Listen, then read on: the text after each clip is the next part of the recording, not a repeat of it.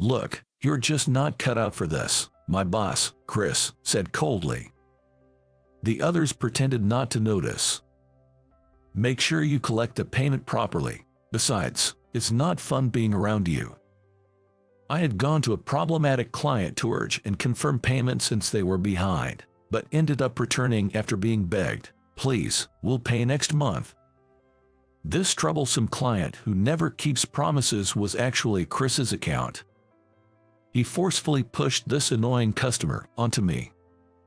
"You may be earnest, but you're not savvy. You're not suited for this industry," Chris sneered.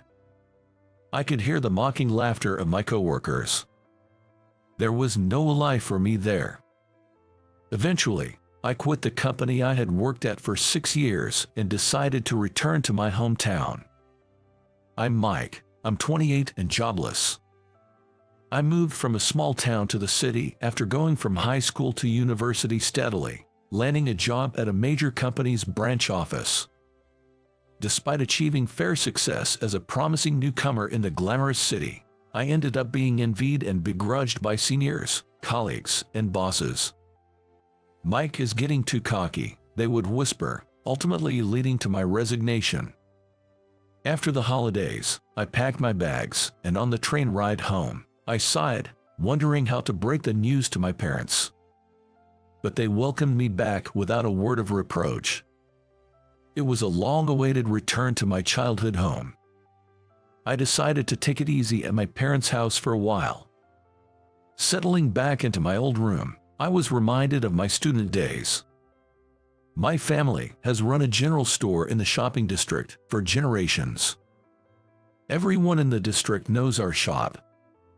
From birth, I was cherished by the adults in the neighborhood.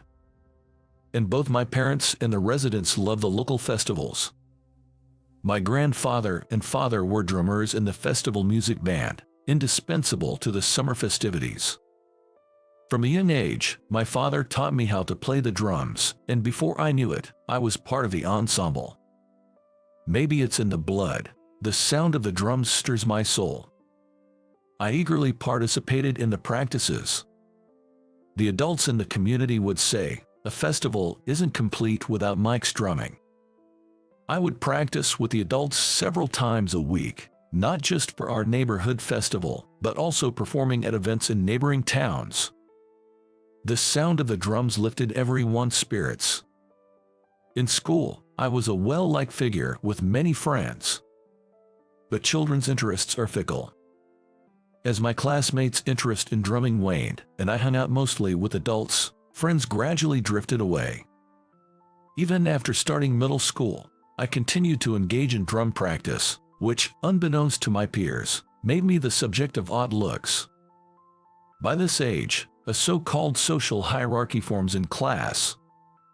Ken, a handsome soccer player, reigned at the top. His father was a well-known company president, wealthy, with excellent grades, and popular among the girls. Fans from other schools would even come to watch his soccer practice. I joined the newspaper club and spent my free days drumming. Not from a wealthy home and with only average grades, I found myself ranked low in the social order and became a target for Ken's teasing. Do you actually enjoy life, drumming with old folks? That drumming is essential for our community events. Come listen sometime, it'll cheer you up. Community events, how lame. Ken and his entourage would burst into laughter. Being in an inconspicuous club and mostly involved with community events, I was ridiculed as uncool and too serious, eventually being treated like a contagion, as if hanging with Mike will make you old. I took out all that frustration on the drums. Unfortunately, I was in the same class with Ken until the 3rd year of middle school. While I was fed up, I can't forget the opening ceremony that year. Into our unchanging class came a new student.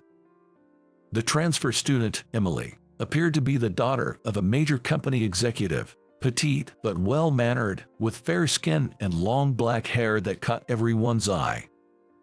She quickly became the object of admiration from both boys and girls in the class. Surprisingly, Emily ended up sitting next to me. "Mike, nice to meet you," I remember her talking to me in a quiet, bell-like voice. "Nice to meet you too. Let me know if you need any help." Normally, I wouldn't say such a thing, but for some reason, I blurted out a line that didn't sound like me. However, I felt that Emily seemed a little relieved to hear it. But after school, Ken and his followers would confront me with nonsensical accusations like, "Don't get cocky," and "Don't you dare do anything weird to Emily." I thought it was unnecessary to go that far just because I sat next to the class beauty, but after every class, I was forcibly shooed away from my seat with a mic, "You're in the way," as the whole class flocked around Emily. Emily seemed to have after-school activities, as she often went home right after class. One day, the community association received a request for a drum performance at a foster home, and I left school earlier than usual for the meeting. On my way home, I stumbled upon Emily. Even though we sat next to each other, we had never really talked, but I found myself calling out, "Emily." She turned around in surprise. "Hey, Emily, are you going to your after-school activity today?" I asked nervously, and she replied with a sigh, "Yes, I have lessons again today. It's violin lessons today. I like it better than studying, though." "Violin, huh, that's cool. I've been learning the drums since I was a kid." I immediately regretted my words. I was thinking that community drumming couldn't be compared to her violin. But Emily's eyes widened with interest. "Are you talking about taiko drums?" "Yay, that's right. I play with the guys from the community association during festivals and stuff." "Well, that's amazing. I'd love to see that." Her unexpected response left me dumbfounded. Seizing the moment, I gathered my courage and invited her. "I'm playing at the summer festival, so if you're free, you should come." "Okay, it's a promise," Emily replied with a smile. I could feel my face flushing with heat. "Oh no, I've got to go. Let's both do our best, okay?" I watched her smiling face as she left, and I kept replaying that moment in my mind even after I got home. At school, our interactions remained the same, but sometimes she would say, "Is practice going well?" or "I'm looking forward to the festival."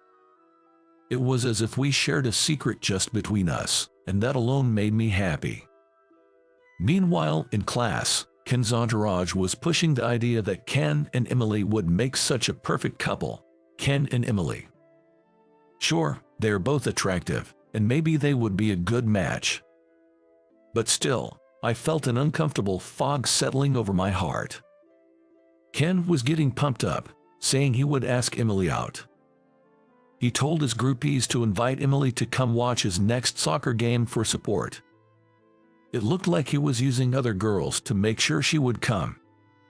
Emily initially declined, saying I have lessons on that day. But after persuasion from everyone, she agreed to go and support the game. This bothered me, and I became restless. But the day before the practice match, Emily said to me, "Good luck with your practice. I'm really looking forward to the festival." Boys being simple creatures, just that made my heart soar. I heard after the break that Ken's team had a big win in the soccer game, thanks to his performance. But something was off in the classroom that morning. Both Ken and Emily were silent. During the break, the girls crowded around Emily. "Come on, you've got to respond to Ken's feelings. What's wrong with Ken? He's so cool." Apparently, Ken had asked Emily out in front of everyone after the game. But Emily didn't respond and just went home. Cut it out, guys. Emily's just bewildered by the sudden move. Unexpectedly, it was Ken who intervened. However, his forced smile suggested that his pride had been wounded and he was trying to hide his desperation. From that day on, Emily became quieter and stopped talking to me. Then came the last day of the semester. "Good luck with the drumming. I'm rooting for you." After the ceremony, as I was about to leave, Emily spoke to me with her usual smile. But that was the last thing she said to me. She didn't come back for the start of the next semester. Our teacher said that Emily had transferred again due to her dad's work. I never got the chance to show her my drumming after all. Ken quickly started dating another girl, and Emily was gradually forgotten by the class. Years later, I found myself thinking about Emily again. She was someone I couldn't forget. Maybe my first love.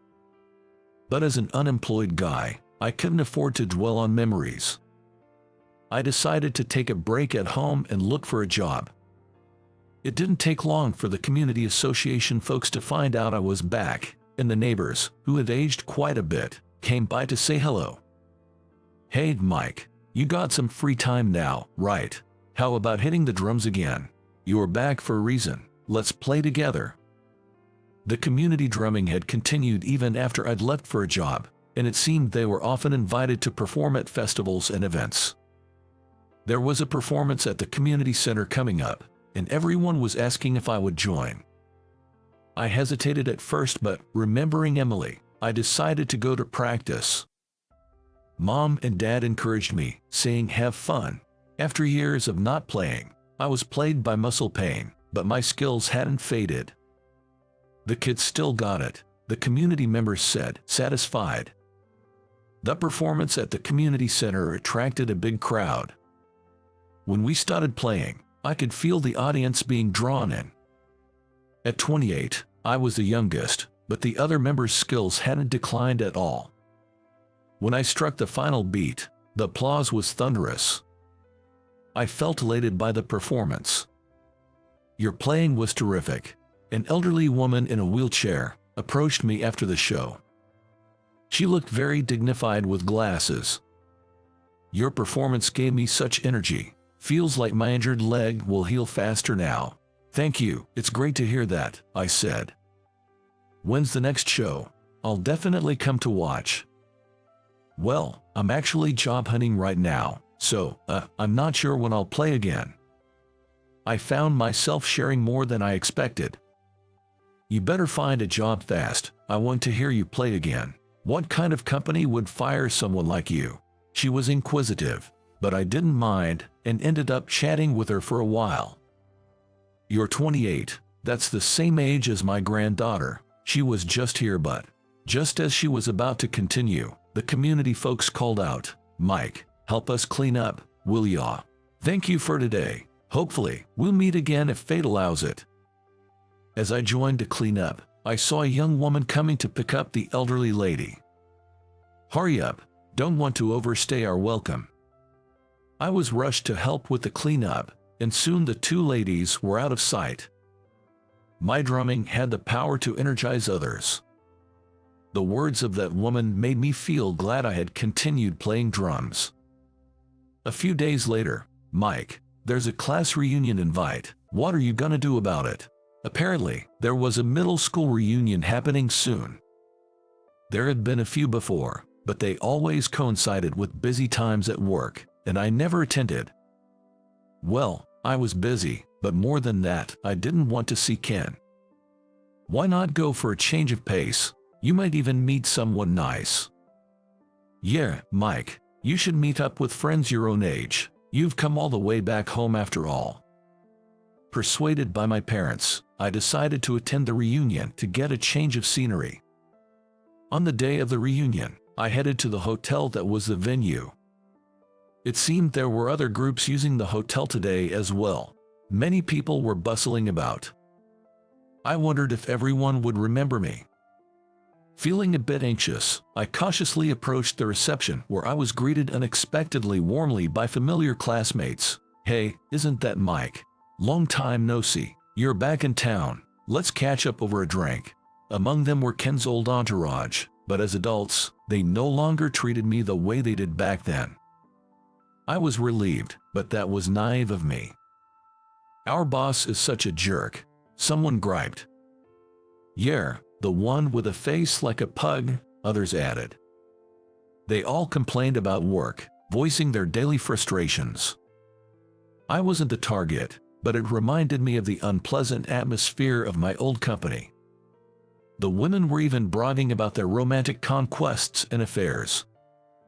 Disgusted, I regretted coming when suddenly, "Ah, Ken, you're late," was shouted, and a cheer went up from the women. Ken entered, dressed in a flashy suit, signaling his grand entrance. "Wow, Mike, it's been ages. I was surprised to hear you'd come."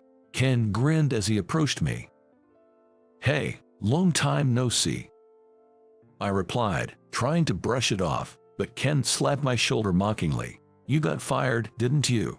His loud voice made sure everyone heard, and the mocking laughter of classmates followed. "Really? Wow, Mike, that's lame." "Why do you know that?"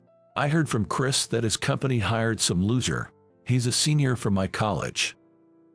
It was a surprise that Ken knew Chris, but their similar vibe made sense. "Seen you on social media, still drumming with the old guys. If you've got time for that, you should be job hunting," Ken mocked. My drumming at the local events was all over social media. To my classmates, it seemed ridiculous, and they snickered. I was about to leave, annoyed, when something cold splashed on my face. Ken had thrown his beer at me, eliciting more laughter. "Hey, don't ignore me. You're still boring as ever. That's why you don't have a girlfriend. A jobless single guy. You are pretty much done for." The crowd laughed even harder. I wiped my face with a handkerchief, feeling miserable. "What a mess. Typical you. Emily's coming today, you know." Emily. My heart raced and my face felt hot at the mention of her name. Oh my God, that Emily is going to come. All the memories came flooding back.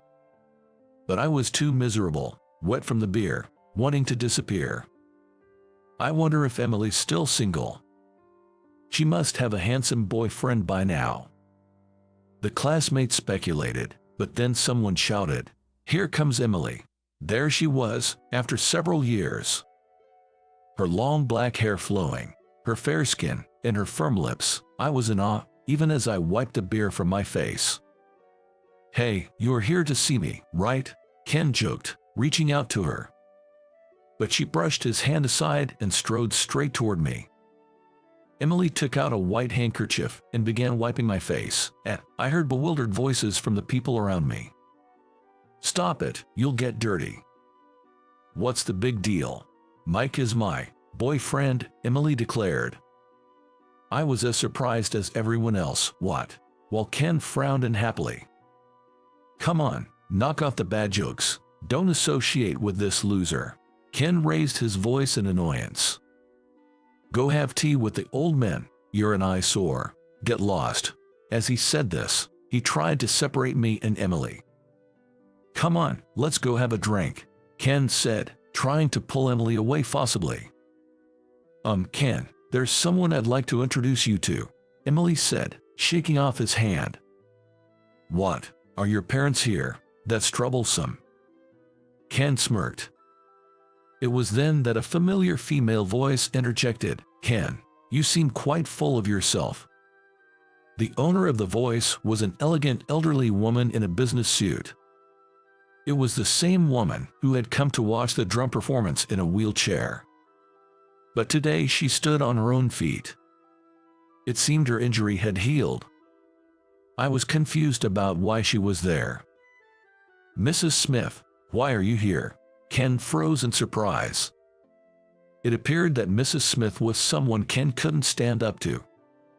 "We're having a company anniversary party in the back room, but when I heard you were here, I thought I'd pop by." "I'm sorry, I didn't realize. What a terrible oversight," Ken said, but still held onto Emily's hand. "Ken, would you mind letting go of my granddaughter's hand now?" "Your granddaughter?" I exclaimed. Emily was the granddaughter of Mrs. Smith. Ken, his face sweaty with panic, finally let go of Emily's hand. "You're as selfish and arrogant as ever. You always had to act the part at work, but I had no idea you were like this in real life." "It's a misunderstanding. I just wanted to make everyone laugh and cheer them up. Like that excuse will fly. I think I'll have to reconsider our company's dealings with yours." "Ken, that's lame." The cronies started among Ken's entourage as Mrs. Smith and Emily looked at me intently. "Your drumming really touched my heart. It healed my injury so quickly." That's what it means to uplift people. I saw that performance too.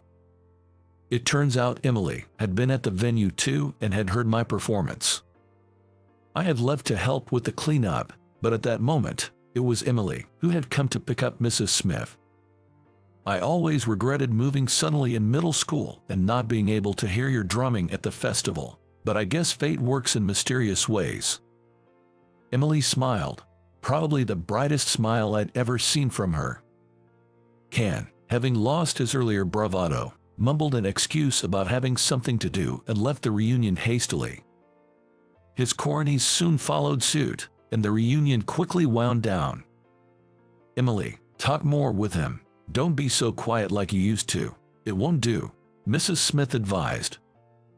Mrs. Smith gave Emily a gentle push on the back and then headed to her own company's party venue. Emily and I made eye contact.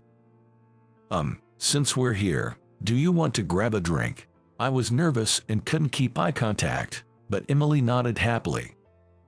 We then talked about the times when we were students. When she transferred to our school, Emily was worried about fitting in. The social hierarchy was already in place, and she couldn't feel at ease in that oppressive space, but she felt a sense of security with me, who was always calm and had a peaceful aura.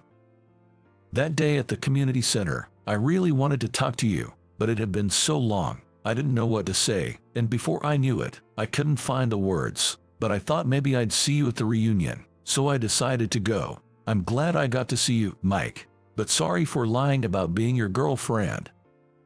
She apologized, but honestly, what man would be upset by such a claim? All I could do was respond with an awkward laugh. Emily had moved back to town this year to help with her grandmother, Mrs. Smith's company. Grandma keeps saying her injury healed thanks to your drumming. When I told her you were my classmate, she insisted I bring you along. And actually, the company is hiring now. Would you like to try out for an interview? Me? Really? Just a referral. But don't say just me. You should have more confidence, especially with how wonderfully you play. Emily encouraged me. After a few days of consideration, I decided to interview with Mrs. Smith's company. I got the job and spent several months training at another branch out of state. This company didn't have anyone like Chris or Ken, and when I met Mrs. Smith again at headquarters, she gave me her full approval. You look good. I'm counting on you from now on. Emily and I ended up in different departments, but she often makes time to see me, and we spend our breaks together. Take good care of both your work and Emily. Thanks to you, she's been smiling more lately, and let us hear your drumming again. I'm looking forward to the next time. Mrs. Smith would jest. The drumming I've done since childhood has brought this connection. It always gives me energy and strength. And whenever I think of Emily, my heart pounds like the beat of a drum. I haven't been able to share my feelings with her yet, but one day I hope to convey them properly. Phew, there's still so much left over. My name is James. As I looked at the convenience store ready meals that were about to be discarded, I sighed. Even though they were past their expiration date, it seemed such a waste to throw away so many meals. I knew the value of food, that's why I thought it was such a pity. By the way, I wonder how that girl is doing. While staring at the ready meals destined for the trash, I was reminded of something. My family runs a convenience store. But when I was little, I often felt bad about it. In elementary school, there were days when we didn't have school lunch and had to bring our own packed lunch. Mine was always from the convenience store. James, doesn't your family make you a packed lunch? My mom says it's a waste to throw away the unsold ready meals, so this is fine. Unsold? You mean like the ready meals that are going to be trash? That's kinda harsh of your mom, isn't it? It might be hard to imagine now, but back then, on days when we needed a packed lunch, my parents would have me take one that was meant to be discarded. Other kids might buy their lunch at a convenience store if their parents were busy, but no one else's parents sent them with a ready meal that was going to be thrown out. That's why I felt ashamed of eating those ready meals and sometimes secretly threw them away. What are you doing? That's such a waste. If you're not going to eat it, give it to me. A girl in my class once said that to me. I wonder if that girl is doing well. As I took the unsold ready meals to the trash area behind the store, I muttered to myself, "Are you going to throw away that ready meal? What a waste." Suddenly, I heard a voice from behind me. When I turned around, there was a woman without a hint of makeup, smiling at me. I wonder, who is this person? I feel like I've met her somewhere before. "Excuse me, you are. Sorry for speaking to you so suddenly. I was just feeling nostalgic when I saw this convenience store still here. I used to be taken care of by the son of this place when I was little." Could it be Kayla? Her name was Kayla. She was known in school for never bringing her own packed lunch. Her lunch was either made by a teacher or she would get some side dishes from someone else in the class. Could it be James? When I called her by her name, she suddenly brightened up. That's right, James. Now I'm running this convenience store as the owner. Really? How are your mom and dad? They're doing well. Now they're taking it easy and leaving the store to me. It's nice to hear that. Everyone seems to be doing well. I'm so happy to have seen you after such a long time. I'll come by again if I have the chance. With that, she was about to leave. Hold on a sec. You came here for me, didn't you? I found myself calling out to her reflexively. Hey, you're eating 3 meals a day now, right? Yeah. Her voice was weak as she looked down, perhaps indicating something was amiss. I wonder if something happened. I thought it might be better to steer the conversation elsewhere for the moment, so I changed the subject. So, what are you up to these days? Oh, now, I'm a CEO. Pretty cool, huh? It's tough because I'm barely paying myself a salary due to the red ink. But hey, wait, Kayla, you're a CEO. Yep, that's right.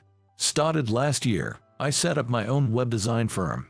Now I'm employing some friends who are web designers, and we're really trying to make it work. Wow, that's impressive, being a CEO and all. It's no joke, she said, pulling a business card from her bag and showing it to me. There it was, her name with the title CEO beside the company name. You've come a long way despite the hard times at home. I couldn't help but admire how far she'd come. Yeah, after my dad got sick and couldn't work much, and we couldn't even afford lunches, life was tough. If only Mom hadn't blown our money on slots, we might have had some breathing room. That brings back memories. The days of bringing packed lunch to school. I used to bring her share as well. This lunch is so good. Seeing her smile as she said that made me gradually stop resenting the discarded lunches my parents sent me with. I believe they had the sentiment of not wanting to waste, which is why they gave me those lunches. From a hygiene and business standpoint, it wasn't praiseworthy, and of course, now, taking home discarded food is not allowed. Those meals are past the sell-by date, set to prevent food poisoning. You can't just hand out discarded meals lightly.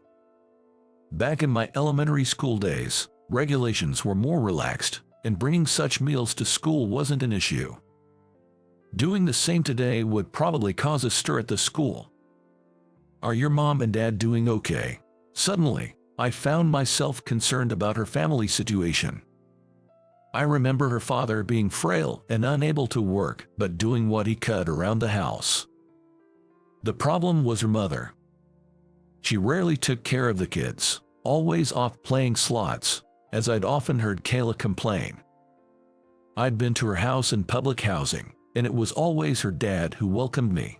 I never saw her mom. I do catch up with Dad now and then, she answered in a somber tone. Her words easily led me to imagine that she'd had her share of trouble since then. Why did you come here? I'm not sure. I didn't particularly want to see anyone or anything. Her voice trembled slightly. Could you wait for just a bit? I think I can make some time to talk, maybe 10 minutes. After that, I decided to take Kayla to the back and listen to her story. Really sorry to bother you during work hours. Actually, my mom started showing up at my company recently.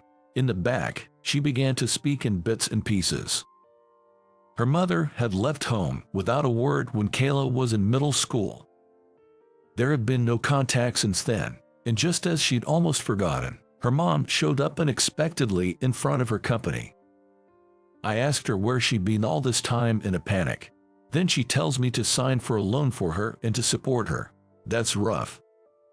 Of course, I refused, but since then she's been showing up every day. I just don't know what to do. I found myself groaning at her words. This wasn't going to be an easy problem to fix. Did you talk to the police? They said since there's no criminal activity, they can't really do anything. I see. I fell silent at her response. I wanted to help her somehow, but it seemed like there was nothing I could do. That's why I came to ask for a favor. A favor? I started to think if there was anything I could do. Would you mind watching over me while I drive my mother away? What? I could understand her wanting to drive her mother away, but why did I need to be there? I mean, I don't think you need me for that. I just need some courage. That's why I want you by my side. She clasped her hands tightly and looked down. Seeing her like that, I couldn't help but say, "All right, if just being there helps, I'll do it." "Thank you." Her face lit up with a smile. That smile made my heart skip a beat. A few days later, I was standing in front of her house. Though we were both in our early 30s, she owned a whole building, using it as both her home and office. I knew she had gone to a reasonably well-known university after graduating from a local high school, but I never imagined she would become such an accomplished woman. Yet here she was, her hard-earned present being threatened by her own mother. She was trying to change that situation with her own hands. "Look, that's my mother." She pointed towards a female figure in front of the building. There indeed was an elderly woman who bore a slight resemblance to her. "Please, stay here." With that, she approached the woman. Then the woman, with a grin on her face, said something unbelievable. "Today's the day you'll pay me my living expenses, Kayla. You do have a duty to take care of me, don't you? You're my daughter, after all. Come on, because of you, Kayla couldn't even bring a packed lunch to school, and now you expect her to take care of you. What's that about?" As my inner voice grew louder, I heard her speak. "I'm sorry, but I don't consider you my parent anymore. Please, stop following me around." "Oh, you think you can say that to me? I could always ask someone scarier than me to come ask you." Seeing the woman's sly grin sent a chill down my spine. But Kayla stood her ground and retorted, "I'm not the child anymore, the one you stole Dad's money from. I'm an independent adult now, so I'd appreciate it if you'd stop involving yourself in my life. I've already consulted a lawyer about this, and I'm well aware of where you've been borrowing money from. I could easily tell the debt collectors where you are." "What? You're threatening me?" The mother raised her voice in anger, but Kayla continued, "This is a proposal. If you stay away from me, you can live peacefully. What do you say?" She held her mother's gaze and went on. "I've also met a few people who say you've run off with their money. Would you like me to tell them where you are too? How did you get that kind of information? I'm not just a child who obeys you anymore. Don't underestimate me." "What? You're getting too big for your boots." Her mother glared at her and spat out those words. But thinking better of it, she quickly left the scene. She had won. The moment I saw that scene, I was certain of it. But in the next instant, for some reason, her mother turned around and swung her arm high. Her eyes widened. At that moment, my body moved on its own. I grabbed the arm that was about to slap her cheek and glared at her mother. "Hey, what do you think you're doing? Just a friend of hers. Go ahead, hate her if you want, but I'll be calling the cops then, okay? Do whatever you want." Her mother shook off my hand and fled the scene as if running away. "Kayla, are you all right?" I rushed over to Kayla, who was behind me. She stood there dumbfounded. "Yeah, I'm fine," and she gave me a deflated reply. Afterward, she took me to a nearby restaurant. She wanted to treat me to a meal as a thank you. "I never thought I'd be protected by you. Sorry, I just acted without thinking." "No, I'm just thinking. This is the second time you've protected me." "Was there another time before?" "Yeah, I was so embarrassed that I couldn't bring a packed lunch to school, but then you started bringing an extra lunch for me, and I was truly grateful. I didn't have to rely on teachers or anyone else anymore. Really, I was so thankful to you back then, James." "Nah, I just did what I could." "Yeah, you always said that whenever I thanked you." Remembering those words, that's why I was able to stand up to my mom today. Kayla, I never imagined that the lunches I shared with her back then gave her such courage. "Hey, do you think we could meet up once in a while? I feel like I could become stronger if I'm around you." "Of course, I'm there for you anytime." I smiled in response to her words. "And there's one more thing I want to ask you." "What is it?" "At my workplace, we've been passing on food that people have at home, stuff that's close to expiration, to a kid's kitchen run by an acquaintance. If you could." Yeah, of course, I'll help. I've got things like instant noodles and ready-to-eat meals stocked up. I'll ask my folks about it when I get home. Maybe even talk to the deli about it." Really, that make me so happy. Throwing away leftovers is a waste, not just in terms of effort, but money for the store too. Personally, I hate waste, because, it's just too wasteful, right? We inadvertently looked at each other and laughed. That evening, when I got home and told my parents about Kayla, my mom said, "That girl has really grown up, becoming quite the businesswoman now." It does feel pretty good. They both remember the lunch issue from when I was in elementary school. Our family store being independently owned and all, it's always been hard to just throw away food. We were never giving out food that was days old or anything. My parents seemed pleased as they talked.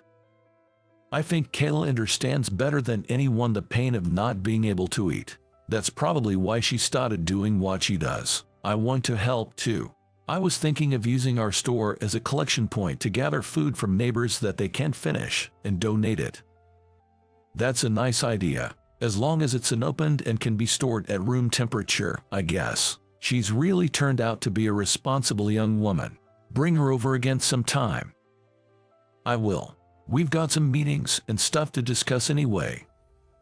Later, Kayla showed up all dolled up and in a sharp suit, and she bowed deeply to my parents, saying, "Thank you so much for everything.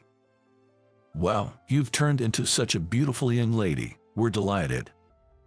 I grew up on the meals from here, so it's probably thanks to that. My dad sends his regards to you too. How is your father doing? He's been able to get out more on my days off recently. Someday, he wants to come over and thank you properly," Kayla said while handing over a box of pastries to my mom. And just like that, our family reconnected with her after several decades. A few times a week, we deliver food collected from neighbors, and the support for the children's diner was greatly appreciated by the working moms holding down the fort at home. One day, Kayla said with deep emotion, "The reason I want to contribute to the children and their mothers is that you and your family helped me out back then. I'm so glad to be able to support families where the moms are working hard to help reduce the number of kids going hungry." I gently hugged her shoulder as she spoke, a hint of her past struggles in her voice. Our efforts were later featured in the news as a contribution to the community, and eventually, we were both honored by the local government. Now we are working hard together to establish a food bank. We've made a pact to deliver smiles to the children who are suffering from hunger. That's the promise we've made to each other.